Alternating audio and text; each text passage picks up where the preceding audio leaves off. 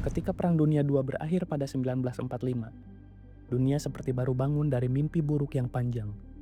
Di Asia, Jepang yang sebelumnya begitu dominan, tiba-tiba berada di ambang runtuh. Sementara itu, Belanda yang baru keluar dari kekacauan Perang Eropa mencoba kembali bangkit.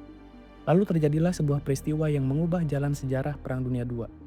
Bom atom di Hiroshima dan Nagasaki pada tanggal 6 dan 9 Agustus.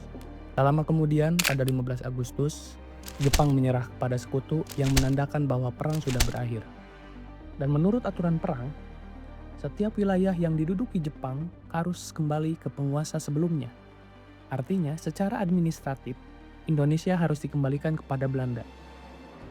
Di tengah kekosongan kekuasaan, pada 17 Agustus 1945, Indonesia memproklamasikan kemerdekaannya. Sebuah langkah cepat, berani, dan penuh resiko dilakukan sebelum Belanda sempat kembali.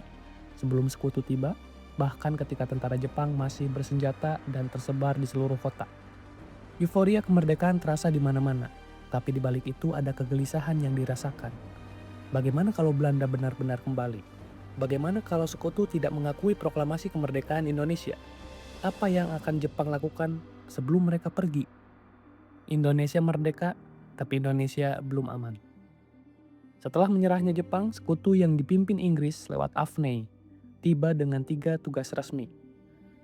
Melucuti tentara Jepang, membebaskan tawanan perang, dan menjaga ketertiban. Tetapi bersama mereka ikut datang satu rombongan yang membuat rakyat Indonesia curiga. Nika. Administrasi sipil Belanda yang sejak 1944 sudah menyiapkan rencana untuk kembali berkuasa. Bagi Indonesia yang baru saja merdeka, ini seperti melihat bayangan masa lalu yang tiba-tiba muncul di depan pintu. Dan benar saja, di banyak kota benih konflik mulai tumbuh.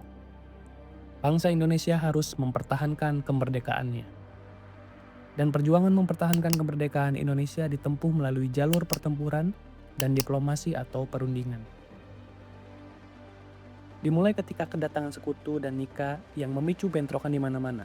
Pertempuran terjadi di beberapa kota, seperti pertempuran Surabaya, Bandung Lautan Api, Ambarawa, Medan Area, Palembang, Bali, agresi militer 1 dan 2, perang gerilya, serangan umum 1 Maret.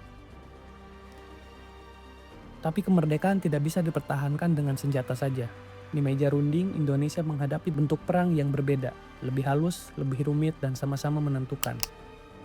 Melalui perundingan Linggarjati, Renville, tekanan dari PBB dan Komisi 3 Negara, hingga akhirnya konferensi meja bundar.